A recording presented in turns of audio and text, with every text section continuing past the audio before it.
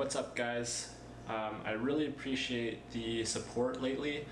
In the past couple of weeks I've really grown subscribers, probably about 20 or so, and I really appreciate the guys who are following me.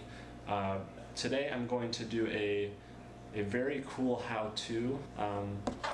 I have here a fidget toy. It's actually very small, and I'm going to show you how to make it with a few yo-yos from the Dollar Tree, and you could go as far as you want with this. Make it your own. You could do this under $5, and it really works well. I'll do some more close-up videos, but feel free to continue watching if you're interested in making a fidget toy for yourself, because these ones are really awesome, really inexpensive and killer. I mean, they fit in the pocket really nice. I think that they are more portable than most of those big ones that are like that large, but it's really everybody has their own opinion. So continue to watch, and I'll show you how to build this thing step by step, and I hope you enjoy it and find it helpful. This thing falls over right whenever I go to cut. Let's make this really simple and quick. I'm going to try to get through this really fast. You're going to need 4 yo-yos, which I got at the Dollar Tree. Everything here I got at the Dollar Tree, and that's the reason why I made this video. I was really trying to research a way to make a very proper fidget toy, because I know there's articles about like Dollar Tree and low cost kind of fidget toys that are just really like child's toys that are squishy, and it's kind of silly to even categorize that as a fidget toy, but anyways, that's my opinion. So I went and got these yo-yos because they offer a roller bearing inside, and this really is important because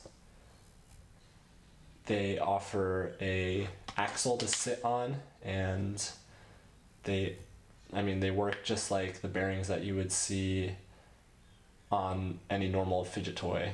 And you have to make sure that these are the yo-yos that you get. Now, I'm not sure if Dollar General or any of those other generic dollar stores will have these kind of things, but if the Dollar Tree doesn't have it, then just try to find a yo-yo at Walmart or something, because they are bound to have a yo-yo that has a bearing in them, because why would Dollar Tree knock off something that isn't popular, you know? They're definitely popular, and you could even go to Walmart and probably find a better bearing to utilize. So I already took the components out of these 3. You're just going to need the bearings out of 3 of them, and then you're going to need the hardware off of 1. Whichever you decide is just going to give your spinner a better contrast of color, whatever you want. So we'll put these aside, and we're going to go from here. You're pretty much going to want to just take this out, and real simple, you're just going to unscrew it, and essentially you don't need any tools for this because they're so loose already. These bolts are actually plastic covers for stainless bolts or some sort of steel bolt, and I'll show you that too. So I pretty much just have taken it apart. I'll make sure to show you all the parts whenever I get to them. But here we have the nut, if my autofocus wants to work. Of course, this is the time whenever my autofocus doesn't want to work. As you can see, this is a plastic bolt covering a regular metal bolt, and that's important because it makes it easier to unbolt this without any hardware, or any tools, rather. Turning on the autofocus again, I guess it's just time for a new camera. You're going to be left with these 2 halves, which you can just throw off to the side. You don't need them anymore. And then inside you have the string of the yo-yo, which you don't need. And you have these washers, which you will need. Right there, there's a little spacer that goes into the bearing, and that's important because it's where the axle kind of sits from this. And that's about it. So you're gonna do that with all 4 yo-yos, and then pretty much be left with 1, 2, 3, 4 bearings. So I'm gonna get rid of this yo-yo package if I can. And the last thing that you'll need is super glue. Really important to have the gel kind. This is also a dollar store buy, so it should be easy for anyone in the US to get this stuff. You could also go on Amazon. Maybe I'll add a list below in the description, so check it out below. And I'll make sure to keep it as cheap as possible to try to match this, which was $5. And then you're going to want to maybe put down a paper towel. So I just got a white piece of printer paper, and you could even just do it on whatever surface, but you're gonna want to undo the super glue and just go ahead and super glue whatever bearing color you want in the middle, put it on there. I'm gonna go ahead and speed this up so it makes it easier to watch, and we'll go from there. So now you're gonna have something that looks like a Y shape, and you might have issues taking it off of the paper or whatever surface you're on. And just be gentle with it. Give it a long time to dry. This took about 15 minutes and it's still not 100% dry, but I just am impatient, so I'm gonna show you what it does. And as you can see, it really does spin very well for what it is. It's really cheap. That's only $4 worth of bearings and then $1 worth of super glue, and you have yourself a really nice spinner. For what I've used to put it together, it's very structurally rigid. I've put this in my pocket all day and haven't had an issue with it.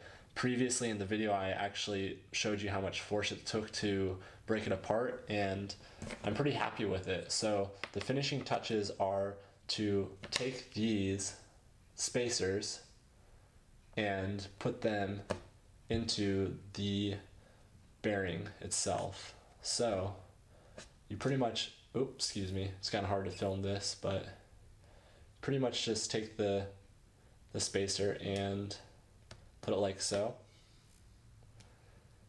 Sorry, my autofocus is not working for this video, so bear with me. Put one side over, and this actually makes the fidget toy not spin as well, but I think that it gives it a cooler look and makes it more than just a